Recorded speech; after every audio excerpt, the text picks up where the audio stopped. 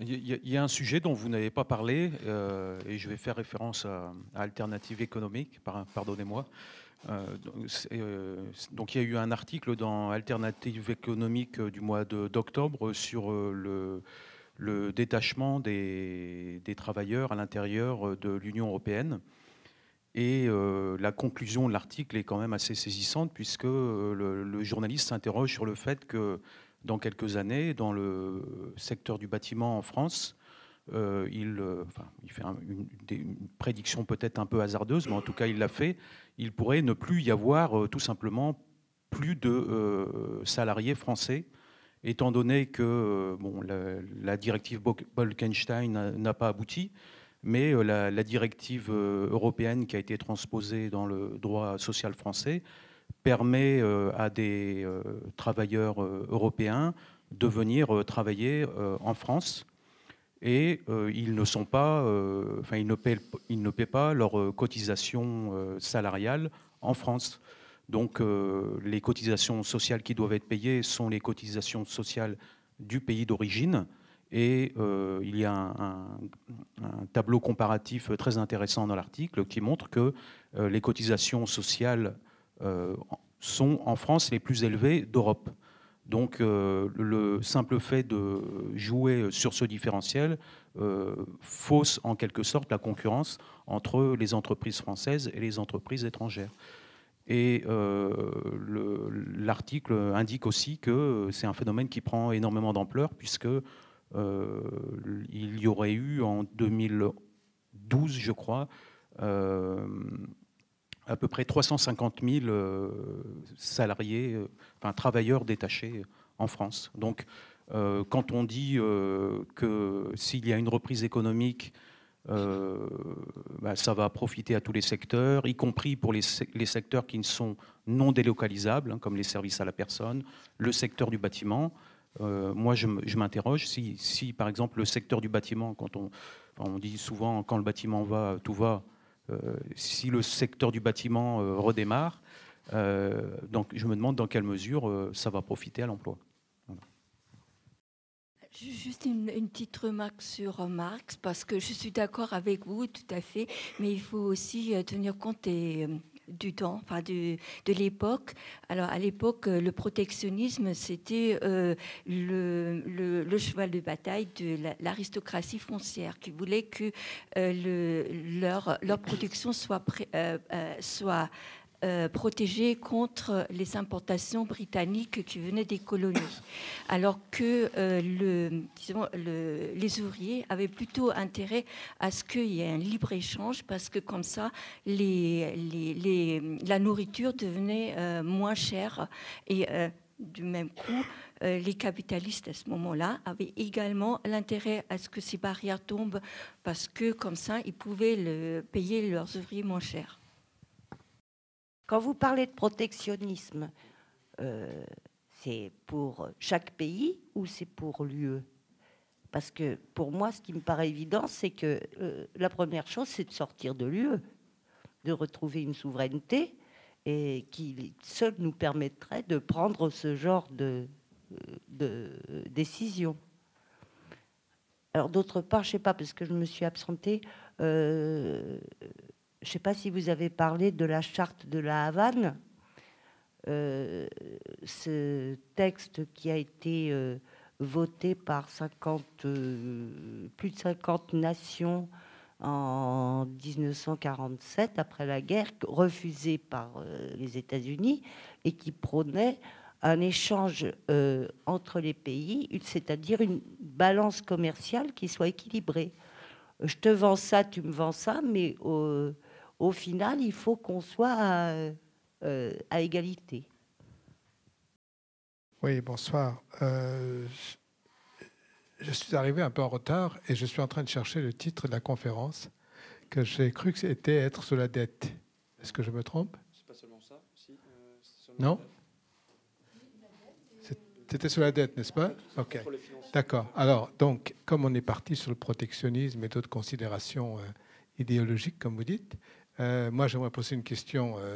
J'ai 3 questions sur la dette qui m'ont inspiré la lecture là, de ce petit bouquin de Thomas Sankara, et Jean Ziegler, qui vient juste de paraître, et qui m'interpelle, parce que là, on est en Afrique, et voilà un révolutionnaire qui, d'ailleurs, a perdu la vie quelques mois après avoir prononcé son discours, c'était sur la dette. Donc, ça explique. Alors, qu'est-ce qu'il dit? Il dit, et c'est là-dessus que je voudrais vous analyser, il dit la dette s'analyse de par ses origines. Donc, j'aimerais connaître, si vous avez une opinion là-dessus, quelles sont les origines de notre dette. La deuxième chose qu'il dit, c'est que la dette, on ne peut plus la payer. Nous, les pays africains, à l'époque, en 87, sans doute maintenant aussi, on ne peut plus la payer. Donc, il demande justement une annulation de la dette. Et la troisième chose qu'il dit, c'est qu'il faut créer un front des pays africains qui vont s'opposer au remboursement de la dette. Donc, je suis en attente d'une analyse, des arguments extrêmement objectifs qui disent qu'on ne peut plus payer la dette. Je transpose les choses pour l'Europe. Okay. Est-ce que nous avons fait l'analyse? Est-ce que nous sommes incapables de payer notre dette? Et est-ce que nous sommes capables de monter un front contre le paiement de la dette? Les courbes que vous avez montrées tout à l'heure, donnant par rapport aux élections présidentielles, les dernières, si j'ai bien compris, par rapport au niveau des finances, enfin, au pouvoir d'achat ou aux catégories socio-professionnelles, on pourrait se rapprocher de ce qui vient d'être analysé cette semaine, presque à chaud depuis dimanche, sur les courbes où on reprend les communes qui ont voté Front National. Je ne parle pas des communes, des pourcentages dans les votes, non pas des élus, mais de la totalité des votes, par rapport aux salaires, et salaires médians, moyens, enfin il y a toutes les courbes qui sont sorties ces jours-ci par un historien que vous connaissez bien, que Roger Martelly. Alors, je vais répondre sur la dette. L'origine de la dette, elle est très nette. Elle date, je l'ai expliqué, je l'ai évoqué tout à l'heure, par le choix qui est opéré en 1983. C'est-à-dire qu'il ne faut pas représenter ça comme un choix isolé de François Mitterrand et de Pierre Mauroy et de Laurent Fabius et de Jacques Delors à l'époque. C'est-à-dire que c'est un choix qui a déjà été opéré par Paul Volcker aux États-Unis. Qui est de décider d'un relèvement des taux d'intérêt de la Banque centrale. Le relèvement des taux d'intérêt de la Banque centrale, ça va être la première cause, ça va être le relèvement des taux d'intérêt de la Banque centrale, de la Réserve fédérale américaine, et le choix, là, quand on dit choisir d'avoir une monnaie forte, c'est-à-dire choisir d'avoir des taux d'intérêt supérieurs à l'inflation. Vous voyez, et là, c'est le choix qui est opéré par François Mitterrand en 1983. Et de là va naître ce blocage de l'inflation. Cette volonté de franc fort puis d'euro fort va être la première cause de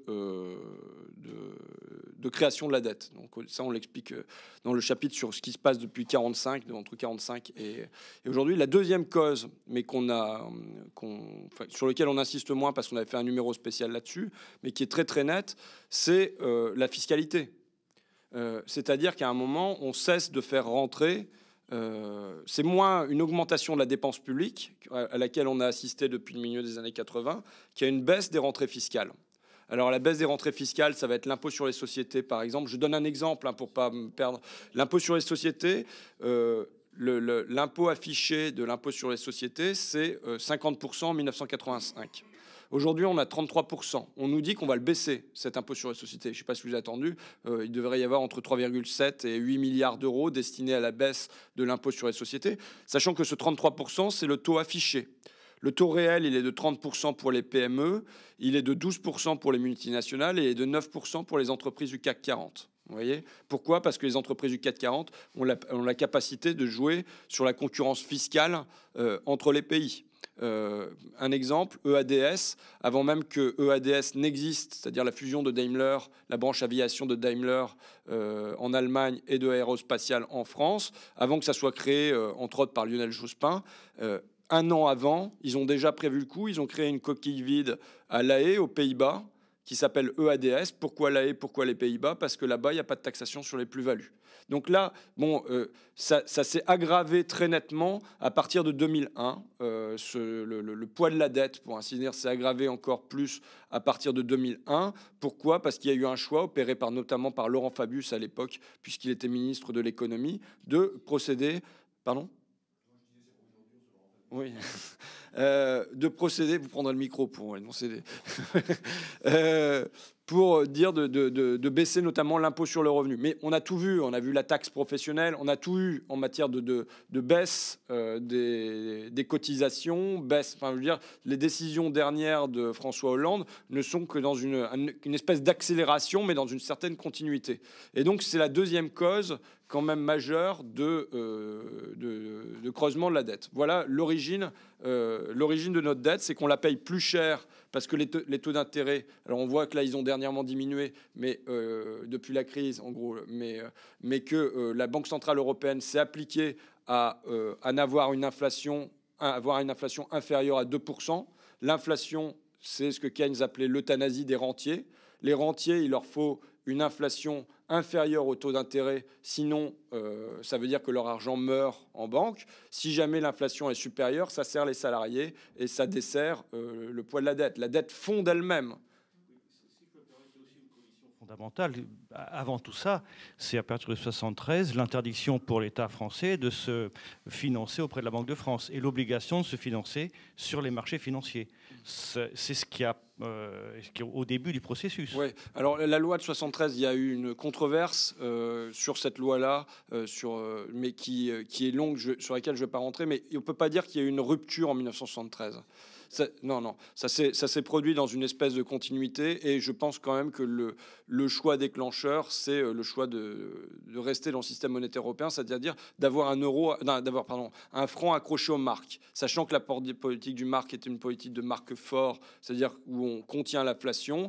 Il y a un Italien que j'interrogeais qui était plutôt un centriste, qui était un centriste d'ailleurs,